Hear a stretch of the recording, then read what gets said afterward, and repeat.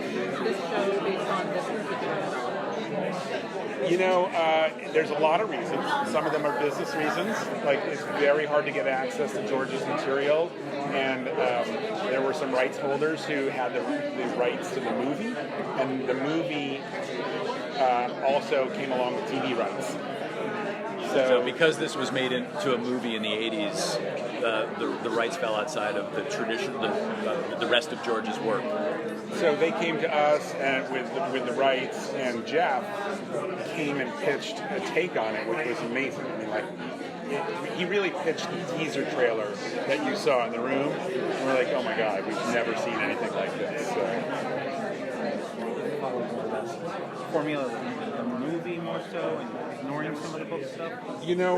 I'll be really honest with you. I never watched the movie. Never watched it. Partly because I was told, it's not nearly as good as it could have been.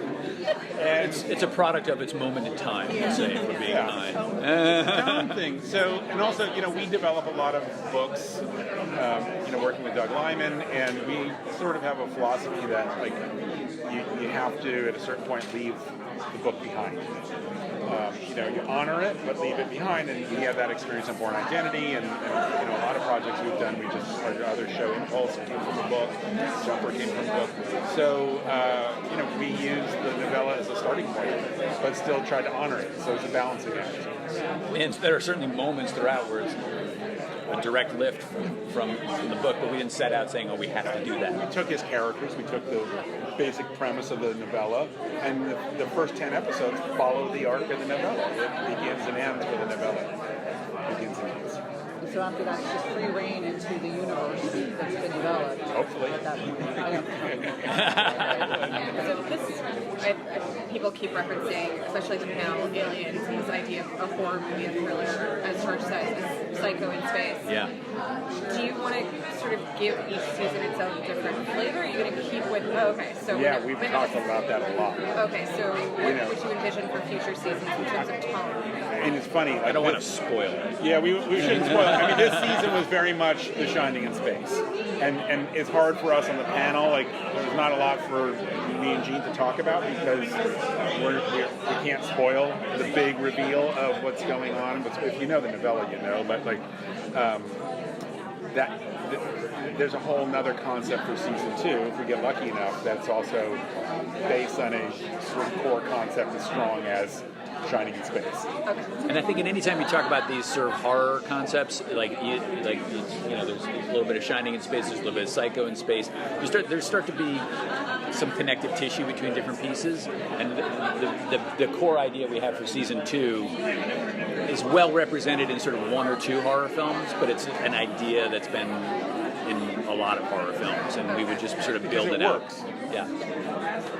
At what point, when you were developing the story, did you decide to sort of change the context from George R.R. Martin's 1,000 planet world to our near future? What effect does that have? I don't know at what.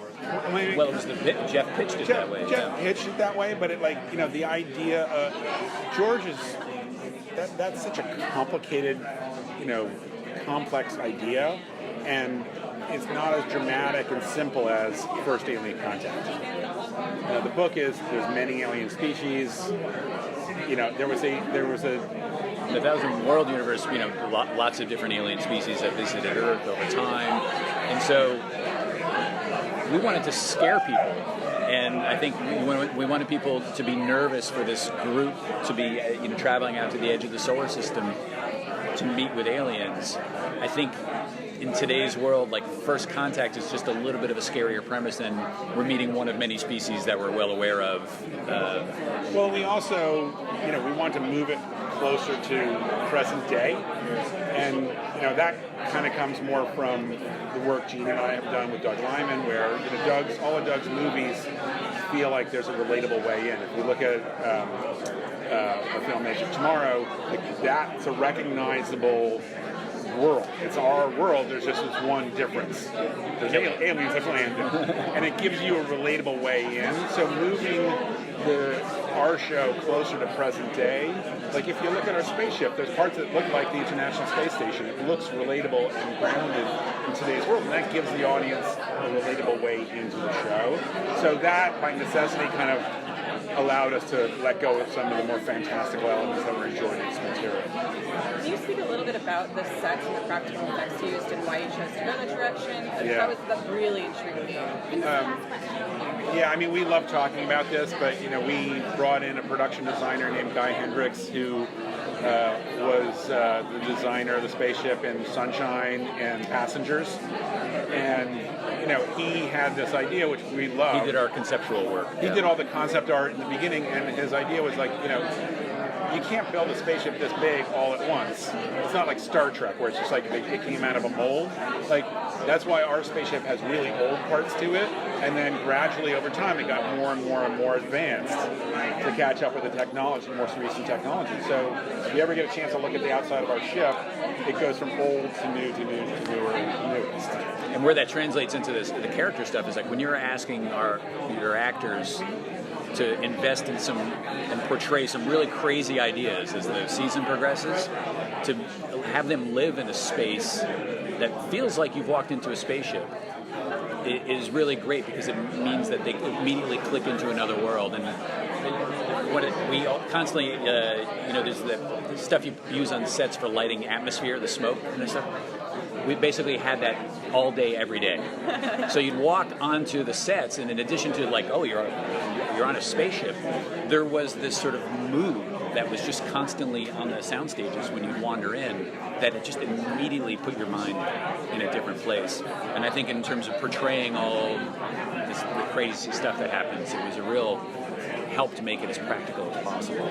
We also had a rule: no blue light. I'm sorry. No blue light.